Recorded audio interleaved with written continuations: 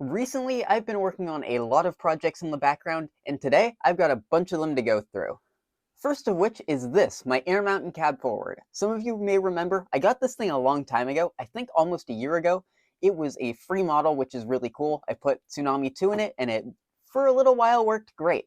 But when I was running it, for whatever reason, it just suddenly spawned in a short circuit, and I couldn't figure out why. I was testing this thing out, and every time I would increase it from speed step 0 to speed step 1, it would just short out, and I had no clue why. So I tore into this model, I did a lot of work to it, and I figured out the issue, and it was really, really annoying that this was the only issue with it. The motor's bearings had run dry of oil, and for some reason, that was overloading the decoder and creating a short circuit, and this thing wouldn't work. So I took out the motor, gave it a little bit of fresh oil since all the stuff that was in there had dried up, and now it works just fine. The only thing this model is going to need is a keep alive and a little bit of detail work, which, as you can see, it's not perfect. I need to make some minor adjustments. I think the front end of the model also needs some screws, and I feel like on the other side here, as you can see, there's just some spots that'll need paint, a little bit of just touch-up work, and overall, it just needs some work. So hopefully this will be a project I can finish in the near future because I'd really like to get this thing working good. I also recently was given a new piece of rolling stock for free, and it's actually a really nice car. It's this Walther's Golden West Hopper car, and I don't know why my lighting is making the load look so bright. But this was a car I was given for free. It's a pretty neat piece. I don't really know if I'm going to use it much, so I might keep it around as a spare modern-ish era car just in case I happen to need one, but it's a really nice piece. I didn't even really need to do any work to it. All the couplers were at the right height, it's got metal wheels, and the weight was all good. So this was a car I was able to just take out and I can start using it, and I've used it once or twice already. I also did a very simple project relating to one of my cabooses, this ATSF one. I was having issues with the Athearn coupler boxes, and one of them had actually broken off. So I got rid of them and I just replaced it with KD boxes, and now this thing should be good to go for quite a while. I don't know why, but I just don't think the Athearn coupler boxes, especially on these cabooses, are very good. So if I run into more cabooses from Athearn that start having coupler issues, I'll just cut off the old coupler boxes and replace them with these new KD snap-on ones. I've got a whole bunch of those screws laying around. I might need to order more of the coupler boxes themselves, but I'm really happy with how they work, so I'm going to keep using them on models like these. Sticking with the Santa Fe theme, I was also working on this Santa Fe GP60M recently, which no is not mine. I have a BNSF GP60M. This is the Santa Fe one, which is owned by a friend of mine who wanted me to upgrade the motor in this thing from an old RTR motor to a new Genesis motor.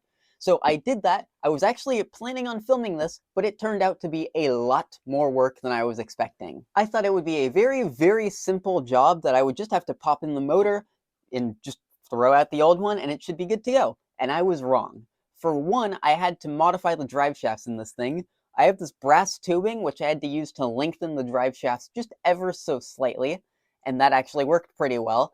But the other hitch was the boards that these things have are not compatible. The one that sits on top of the regular RTR motors is not compatible with the one that sits on top of a Genesis motor. Why? I don't know, but it wouldn't work. So I had to rewire the entire engine over to the new board and then get everything in place. And it was also kind of annoying trying to line up the screws on the bottom of the model, as you can see here. I actually did get them lined up, but that took a lot of time and effort. I also decided that this thing should probably have its coupler boxes replaced, and I found that those same KD boxes that I was just talking about work really well for some of these older Athearn RTR models. So that actually was really nice. So now it's got good coupler boxes, good couplers, and I fixed some of the other cosmetic stuff that was going on with the thing.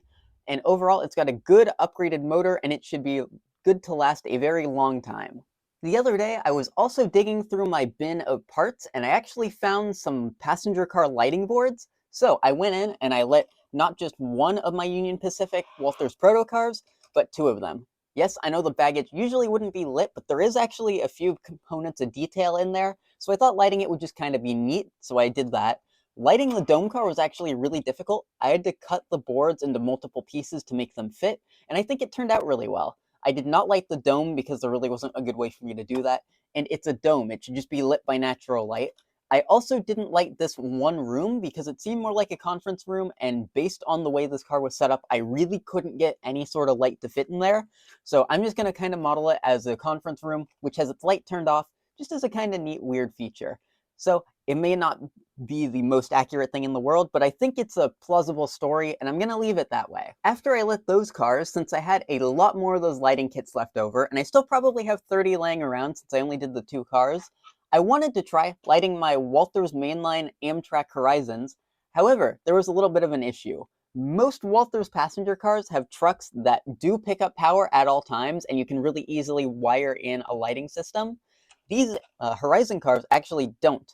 There's nothing here to pick up power, and I looked online, and to make these things able to pick up power, you needed, I believe it was a $40 or $50 kit per car, and I wasn't going to do that. I don't really know exactly if I'm going to keep these cars around or not, and I really did not want to spend $40 just to light the things to get the hardware that I needed, so I decided to pass on that.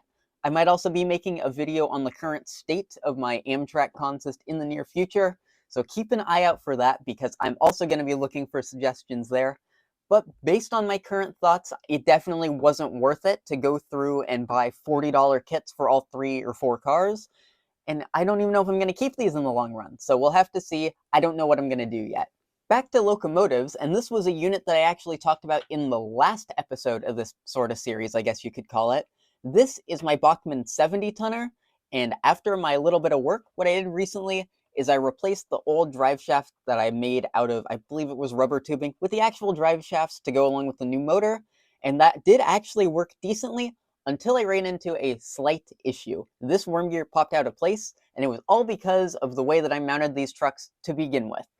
So when I got this model years ago, it came out of the garbage and it had cracked gears. So I installed these trucks, and the way I did it, I didn't really like it. There were clips that actually came with these things that I should have just used that I believe I cut off, which is kind of screwed up the way the worm gear sits in here. So I may have to buy this thing some new trucks to make it functional. And because I've done so much to this thing, I spent so much time and a lot of effort on the model, I'm going to push it off for a while. I've got a lot of other projects I want to get done. For instance, I want to get a keep alive in that intermountain cab forward. I've got my Baldwin switcher that I want to put a sound decoder in. I have so many other projects I want to work on. This one can't keep taking up all the time and money that it has. So it's going to wait until I get probably maybe 4 or 5 more projects done. So it'll be a substantial amount of time before this thing comes back. But I know exactly what it needs. And when I go to order trucks for the 70 tonner, I may also need to go in and order a new plug for this Bachmann Santa Fe 484. This thing I got for free with a broken plug, and I fixed it at the time, but it's fallen apart again, and I think it might just be time to get a new plug. I'm also considering the possibility of hardwiring it. I'm not sure if I'll do that, but as you can see down here, this wire here, all the wires going to this particular plug have broken off. So I don't know if I'm going to just buy a new plug. I might even have a replacement laying around. I'm not entirely sure, but this one broke, and now I need to figure out what I'm going to do to fix it, if I'm going to need to order a part, if I've got a part laying around, or if I want to go through a new creative solution. We'll see. Next up, I have another rolling stock project that I've been taking a considerable amount of time on. This is my Athern Department of Defense flat car, which originally had a Coast Guard boat on it. I don't know if any of you remember this car, but it's essentially an Athern boat car, and I thought I could do something much cooler. I have these 2 bulkhead flat cars that I had bought some, I believe it was a load kit for, that had a whole bunch of different crates, and these were left over from when I installed them onto both cars, and I've been trying to find something to do with these ever since, and I finally figured out what I wanted to do. I had a wood deck, also from a lot of stuff I got for free a long time ago, and in that contained some of this chain. And apparently I didn't have enough chain, I had to go online and order some, so it took this project a while to get started. I had to use canopy glue, and I glued all the chains on there. And while it's not perfect, I honestly think it looks a lot better than having the old boat on there. I also, just like the caboose, went in and got rid of the Athearn coupler boxes because it had the same style with the metal cover. I really have not been fond of those, and I'm trying to replace them on every single car I have if I'm going to keep all those cars. So this one, just like the caboose, has new coupler boxes, and I think that's going to be the status quo for my fleet. If it's got a coupler box I don't like and can't unscrew just like that, it's going to get a KD box. On the topic of working on rolling stock, I'm going to pull out this caboose, not because of anything to do with this caboose, but with rolling stock stuff in general.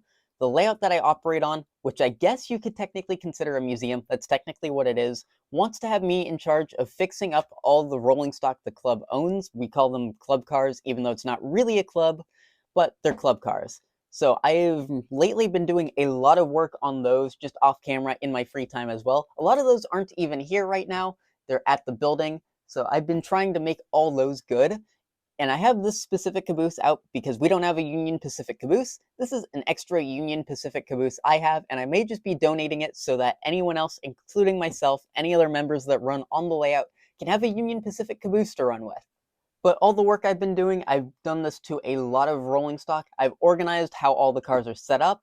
I've just been fixing up couplers, coupler heights, axles, any issues that the cars might have, weights, anything like that that they may need to be perfect. I've been trying to fix them all and make them all good to go, and I've been getting rid of some of the lower quality cars. Like, for some reason, we have some Tyco cars that I got rid of, so that's a good thing, and I'm just trying to help make that better because I don't need to use club cars, a lot of people do, and I want them to work properly.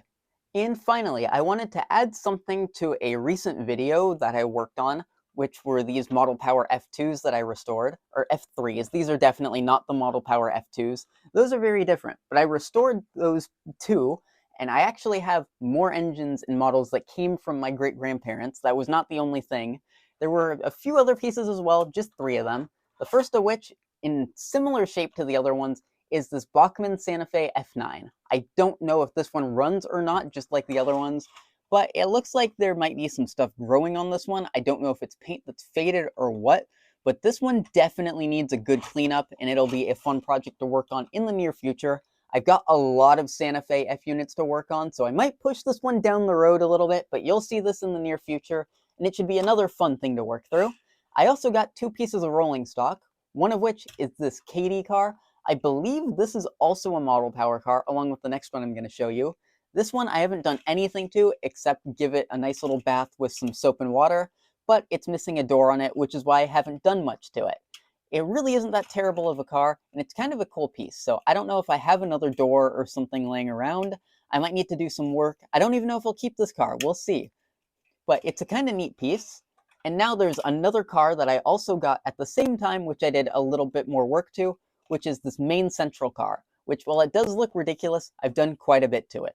I added a proper amount of weight. I put on some of those KD coupler boxes that I like so much. I installed some metal wheels, and I had to install some of the lower height KD couplers just to get the coupler height correct. I haven't used this car yet. I really don't know why I decided to upgrade it, other than because I wanted to. But now I've got this thing with KDs and metal wheels, and I really don't have any set use for it. So I'm sure I'll find something I can do with this thing. But that's the extent of the many projects I've been working on recently, and I'm sure there's going to be many more in the near future. I do need to start restoring some more locomotives, so these may take a little bit more of a backseat, but we'll see. I'm definitely going to keep working on stuff in my free time because I kind of never stop doing that.